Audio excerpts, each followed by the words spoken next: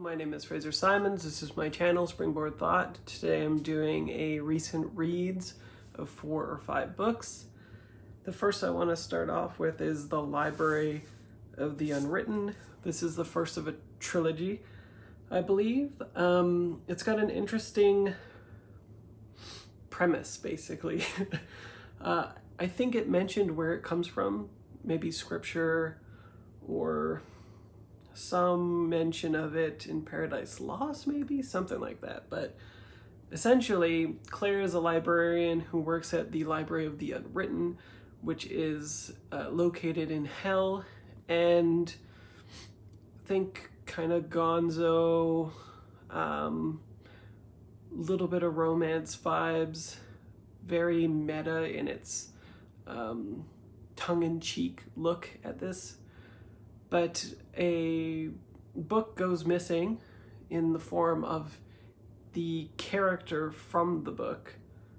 And this sets off an adventure, basically, in which Claire needs a new demon who has just been summoned for work, basically, to help her to go to our reality to seek out this character person to figure stuff out, and it spirals into a much bigger, wider, gonzo, crazier thing than even that. It's very like adventurous, brain candy, but inclusive and just like fun. I haven't really seen this premise before, at least not enacted like this. It could easily be like a TV show. It has, if you've seen The Librarians, it's kind of got those vibes actually, except it's a little bit more darker in its locale, but still like positive vibes throughout it. I think the cover belies a little bit of the tone, perhaps, but it's fun, and I'll definitely continue with it when I need another sort of brain candy thing. None of the characters particularly resounded with me. The premise was interesting enough that I'll remember it, but it didn't make a huge impact. So it resided at a 3-star, does what it says it does on the tin for me. The next book similarly did that, but it's a sequel. It's another dark fantasy, things that you should think would be darker but aren't. In the first book, an orc, what would it be, like a priestess? Not even a priestess, she was gonna be sacrificed to this dark god, basically. And a wizard dude went and helped her and took her to another, like via portal, completely different fantasy land. And it turned out he was not very altruistic about his motives in freeing her. And she is a queer lesbian orc assassin, I think, is what you would call it. Either way, the acolytes of this wizard is generally what the first book was like centered upon, and big things happened throughout the book. It was very like epic. It wasn't sweeping, I would say, though.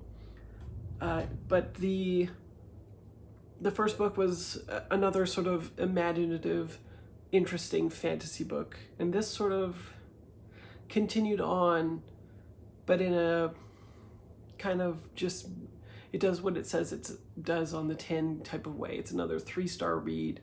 It was fine. The first book felt a lot more fresh, but because you're already integrated in the world and the characters, there's like, again, another sort of romance subplot stuff going on. It's very inclusive still, interrogating colonialism in some ways, just like the Library of Hell book was as well. But this, yeah, it's another sort of brain candy. I was on a trend with these books where I just wanted something tasty, interesting, but a little bit off-center. I didn't want to just be consuming straight up commercial fiction that was meant for the masses, basically. So this is like just a little bit off from that. Still really good prose from what I recall, but nothing, again, of either of these are like particularly massively stand out in terms of characters. The settings are probably, and the premise are like the shining beacons for both of these. Next, I read an absolute favorite of mine, For Love of the Game by Michael Shaara. I did a kind of buddy read of this with Shelley Swearengin. It was her first time reading it. It was my, like, I don't know, 8th time reading it or something. It's one of my all-time favorite books. I think I've talked about it in a bunch of tags until I realized I was talking about it a lot and then sort of shied away from it. But it's been a while, so it's back. This is about Billy Chapel. He's in a 37, 38-year-old pitcher, I think, something like that.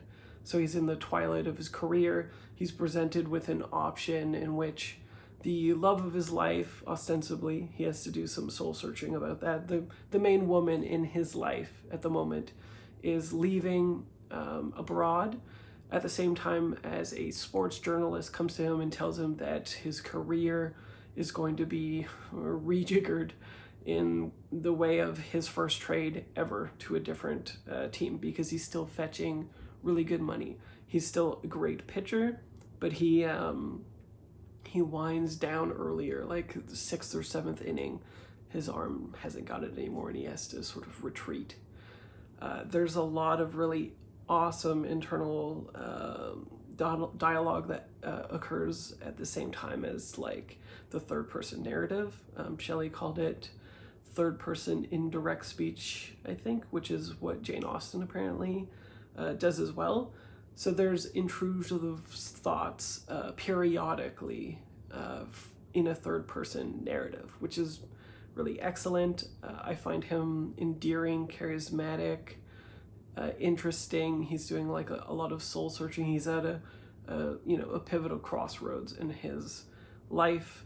There's some intricacies of the game that are occurring as well. You don't have to necessarily like or love baseball in order to get on with this book, but I think the scenes in which he is pitching and attempting to, analyze people and throw pitches that get them out is quite riveting and tense. It is similar but unlike, and obviously more intelligent than the romantic sports drama movie with Kevin Costner adapted from this title. So if you've read or if you've seen the movie, you can still read the book and it will be quite a bit different. In some ways, the movie is a little bit more elegant, and it has to be.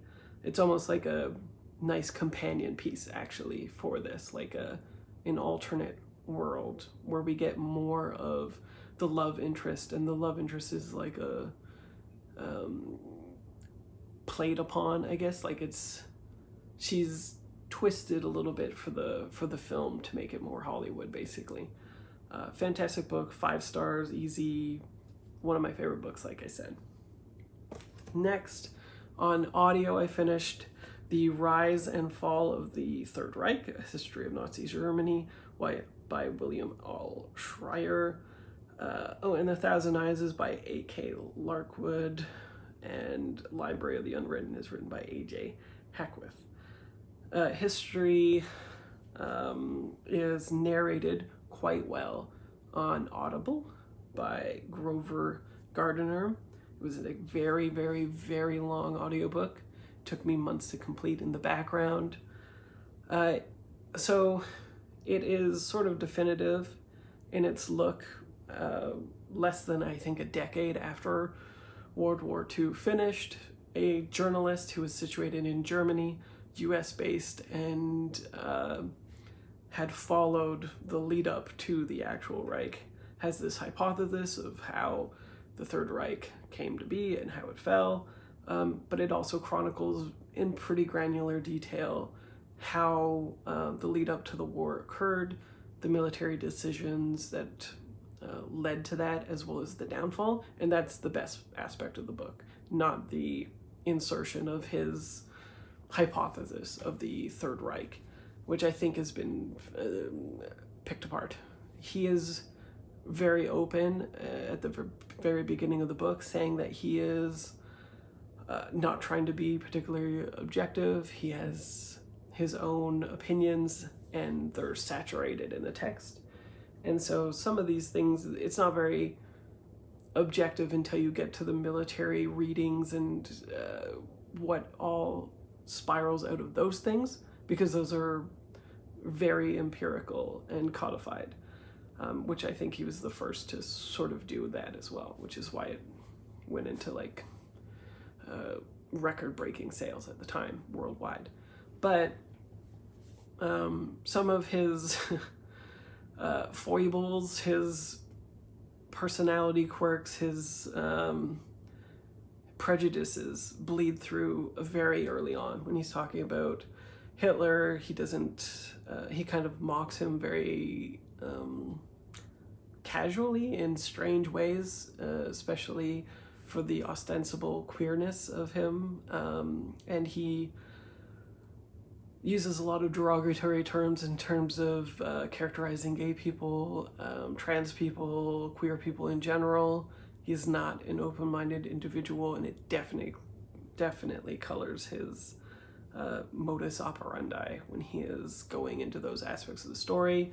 He's got a bone to pick. And yeah, so the sooner you get away from that and you get to the actual war stuff, there's so much going on that I found it very hard to retain, yet it's really good at demystifying sort of it both shows why there's the German efficiency and Nazi sort of like values that have been kind of mythologically ingrained in our society about how like incredible they were at certain things and organizing and all this stuff. Some of it is true, lots of it is untrue, and there's a lot of disturbing, clearly mentally deficient decisions based on their prejudice that led to their downfall, which is scary because it's just like a few missteps and then they messed it all up, but it could have easily gone the other way because Hitler made some really stupid calls near the end there, to the point where there was open insurrection against him for a time, which really makes me want to check out the Nuremberg trials, actually. I think it would dovetail really nicely into that. Oh, I rated Rise and Fall 4 stars because it would have easily been a 5-star book, except for the fact that his prejudices and his stake in the fight is so apparent and so non-comprehensive of what it could have and should have been, that it easily brings it down for me.